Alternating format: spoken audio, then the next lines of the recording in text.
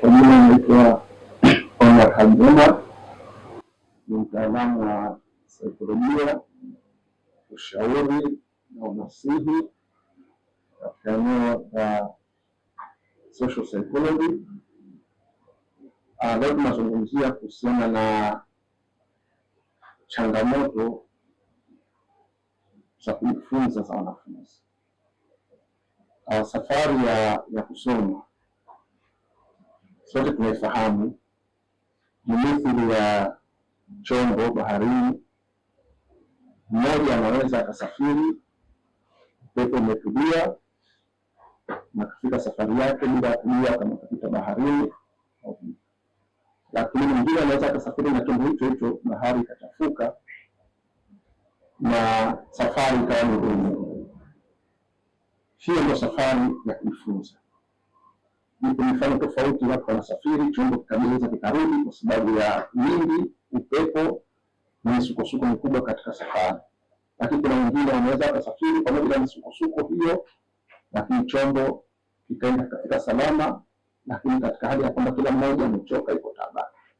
Kwa hiyo changamoto za kujifunza kwa wanafunzi zipo mithili ya hicho tunachokizungumza. Wapo wanaovuka katika misukosuko, upepo, mawimbi, lakini wakavuka. Wapo watu wengine ambao wanauelewa, wanafahamu na ni hodari skuli, lakini hali ikawakwaza, ikawa ngumu, wakaamua kuacha. Na wengine wapo wanaokwenda mpaka hapo fulani, hali ikawa ngumu, wakakimbia skuli. Kwa hiyo tunazungumza changamoto za kujifunza kwa wanafunzi, na hapa nazungumza kwamba kila mtu atajigawa katika kundi ambalo nimeyataja. Wapo wale ambao watajigawa katika kundi la kwamba wamevuka katika misukosuko ya kusoma, lakini changamoto zilikuwa kubwa. Wapo wengine watasema kwamba sisi tulijiuza njiani kwa sababu safari ilikuwa nzito. Wapo watu watasema kwamba tulivuka lakini kwa msaada wa watu wengine. Kwa hiyo lakini mimi nazungumzia hawa ambao walishikwa na wimbi, safari ya kusoma ikawa ngumu kwao, ikawa nzito, na wakaamua kuacha. Na kuacha kwenda skuli. Sasa hizi ni changamoto ambazo nazisemea sana katika kila ninapopata nafasi. Nasema kila mmoja ana historia yake katika hili. Kila mmoja ukimpa pia nafasi changamoto za kujifunza, atazielezea kwa namna ambavyo hali inazidi. Pamoja na miundombinu mizuri ya serikali, skuli za ghorofa, skuli zinazoakisi kila kitu cha kusoma, lakini bado kwa mtu mmoja mmoja basi zipo changamoto hasa vijijini. Unaweza kukuta mtoto anaelewa mkubwa, ana ufahamu mkubwa, lakini hana utulivu. Pengine mama yake na baba yake wameachana. Pengine huduma alizokuwa anazipata wakati baba yake na mama yake wako pamoja zilikuwa ni kubwa na nzuri, lakini mara baada ya kuachana na kila mmoja kuelekea upande mwingine, kama mke kuolewa, mama kuolewa, kama baba kuoa, tayari changamoto zikaanza hapo. Mtoto akaanza kumbana na vikwazo, mawimbi, shida na fadha, na skuli ikawa sio sehemu salama kwake tena, na akaamua kuacha. Lakini kuna wengine anakwenda skuli, anarudi, lakini mazingira nyumbani hakuna mtu wa kumshauri, wa kumnasihi, wa kumwelekeza, wa kumpa moyo, na mwisho wa siku changamoto za kusoma zinamzidi, anaamua kuacha njiani. Katika safari ya kusoma sote tunafahamu lazima kuna watu ambao wanaweza kukushauri, kuelekeza, kupa moyo, nenda, utamaliza, utafanikiwa, utapata kazi yako, utasimama katika maisha yako. Sasa unapokosa kitu kama hicho hapa, basi mtoto anaweza kuacha kwenda shule. Kwa hiyo watoto wengi kabisa, hasa kama eneo vijijini, wanajikutia kwamba na hiki ndio watu tunakisemea kwa hisia, kwa sababu sote tunatoka katika historia mbalimbali. Na ndugu mtazamaji, popote ambapo unatazama, lazima ufikiri ni idea hii ya kusema labda nianzishe taasisi ya kuwasaidia watoto wenye changamoto ya kusoma. Nilipata wakati niko chuoni chuo kikuu Uganda, nikatizama, nikafikiri siku moja, nikasema nilifikaje Uganda kusoma, ilikuwa kuwaje? Kwa sababu kwa changamoto ambazo naziona binafsi yangu ambazo zipo nyingi, basi nikaona kwamba hapana, kama mimi nilifika chuo kikuu nikasoma, maana yake kuna watoto wana changamoto hawezi kufika huku.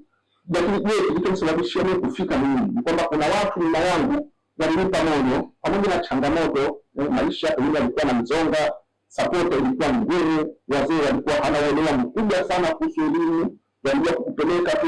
Lakini changamoto za wazee kuachana ambazo ziligusa mimi personal, baada ya mama kuachika na baba yangu, sikuwafahamu kama walikuwa pamoja.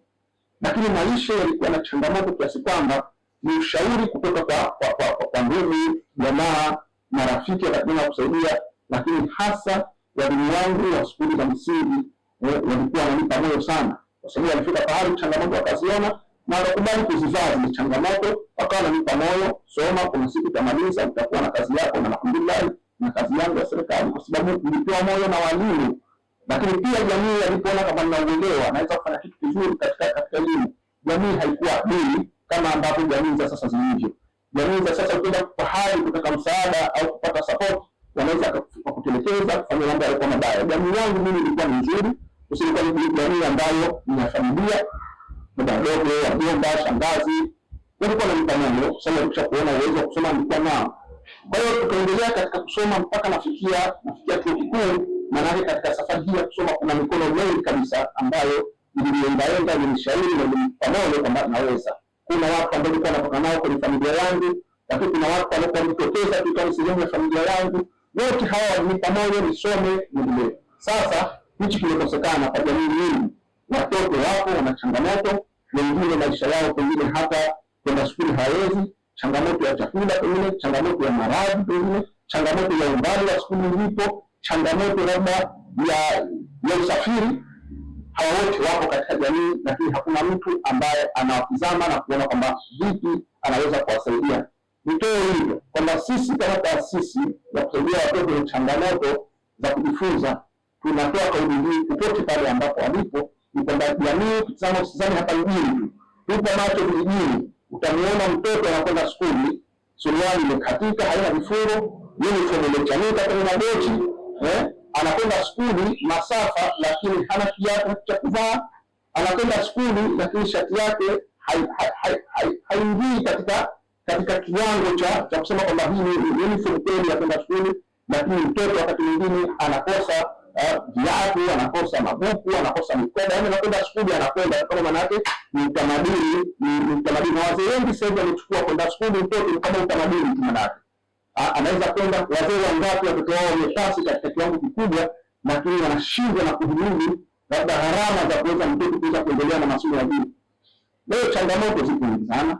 Tunasema kwamba safari hii ya kusoma tusitizame tu baada ya kufanikiwa. Wapo maprofesa chuo kikuu wana historia ngumu za safari zao za maisha. Wako wataalamu katika serikali, katika sekta zote za serikali, wanatoka katika umaskini mkubwa kwa kuanzia kuchana changamoto za kusoma na historia zao, na wapo kutizama wanajua ni kweli kutoka katika historia ngumu. Sasa leo umepata nafasi katika taasisi kubwa, umeajiriwa na kila kitu, unashindwa kugeuka nyuma ukatizama labda mtoto ambaye kama ulikuwa wewe ungepata msaada gani? Kwa hiyo tutizameni nyuma jamani. Ndugu watazamaji, tutizameni nyuma. Kuna mtu historia yake ya kusoma anajua. Wapo watu wanatoka katika familia ambazo tajiri zina uwezo. Wapo watu wanatoka katika familia za kati na kati. Wako watoto wanatoka katika familia za hahe hote. Baba hakusoma, mama hakusoma, shangazi hajui nini elimu, nini kitasaidia kwenye elimu, gharama, changamoto nyingi. Tunapozungumzia mafanikio yetu wa Zanzibar, wa Tanzania, tuangalie safari yetu ya kusoma. Kila mmoja tutumika hapa elezee changamoto zake. Kwa kweli anaweza akatoka machozi, anaweza akalia, lakini inakuwaje sasa? Mwenzetu umefika pahali umeajiriwa, una kazi yako nzuri, una biashara zako kubwa, umekuwa na mafanikio makubwa, lakini unashindwa kufikiri kwamba Zanzibar yako watoto very remote area, very marginalized area. Watoto wako ambao wanahitaji msaada wako, wewe kutoa uniform kumsaidia, wewe kutoa kiatu kumsaidia, wewe kutoa mkoba wa shule kumsaidia, wewe kutoa pengine pesa za vitabu ya watu wengine, ushamsaidia. Sio lazima utoe kikubwa. Hatusemi kwamba labda utoe kitu kikubwa, lakini hivi tunavyozungumza, kuna wazazi ambao wana nguo zimo ndani ya nyumba zao, watoto wao hazitafai, lakini wanashindwa kusema hizi tusitoe, tupeleke kwenye taasisi ya shule kwa changamoto za watoto. Hawafanyi. Kuna wazee wanamiliki viatu, wanamiliki kila kitu ambacho watoto wao hawatumii tena. Uwezo wa kipya huna, lakini kile ambacho kikonge kinaweza kumsaidia mtu kilete kwenye taasisi yetu, tuwapelekee hawa watu ambao mna shughuli zenu ambazo zimepiga hatua nzuri, wazee, wazazi ambao mna vitu hivi, mna vitu vya kuwasaidia watoto, hata kwa labda una pesa unataka kuwasaidia, lakini tunashauri zaidi kama una vitu ambavyo unahisi kwamba hichi kinaweza ukampa mtu ukamsaidia na kaweza kupelekea kuwa na matumaini, basi tunakuwa hivyo.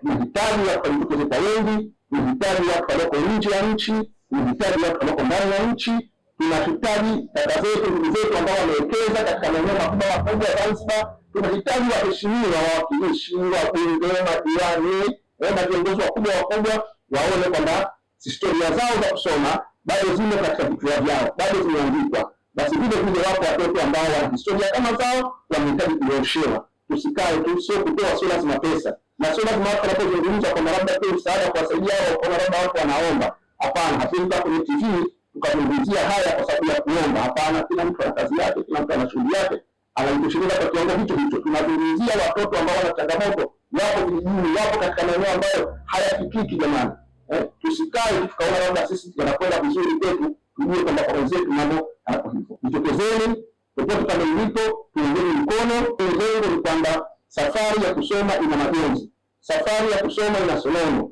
safari ya kusoma ina maombolezo.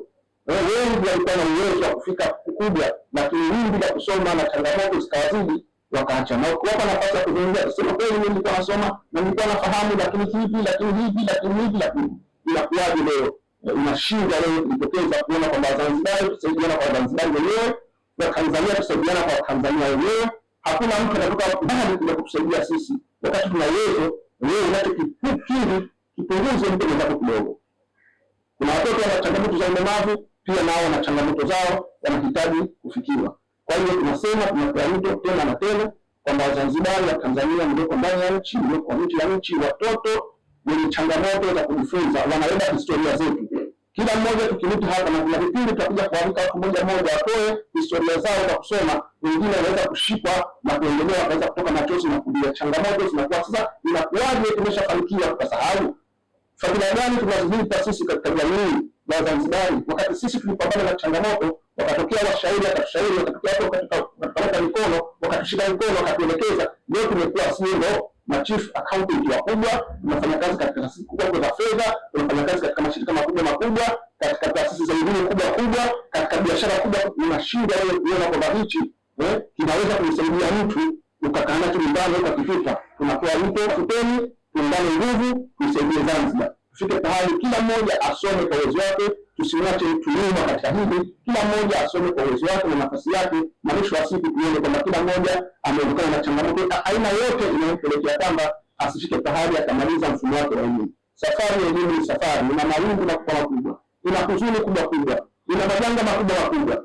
Tuelewe kwamba sisi ni sehemu ya watu kutoka katika historia hizo, tuwasaidie vijana wenye changamoto za kujifunza, tutafute na sisi kwa pamoja kufanya kazi na wewe. Kama una mchango wa fedha, pia tunapokea, na asilimia zote zitakwenda katika kuwasaidia watoto wenye changamoto. Hakuna pesa ambayo itagaiwa tutatumia, bali tutakwenda kutafuta vitu ambavyo vitamsaidia mtoto mwenye changamoto, na tutakuwa tunatoa ripoti, tutakuwa tunatoa kwenye mbalimbali, watu watakuwa wanajionea wenyewe. Asanteni sana na kupokea ushirikiano katika hili. Marafiki zangu, masahibu zangu, wafanyabiashara, wasomi, wanafunzi vyuo vikuu, na kila mmoja ili pakalili akiona nyumbani kwao kuna kitu ambacho kinaweza kumsaidia mtoto, basi tuwasilishe kwetu sisi, na sisi tuko tayari kuchukua na kupeleka kwa mkutano.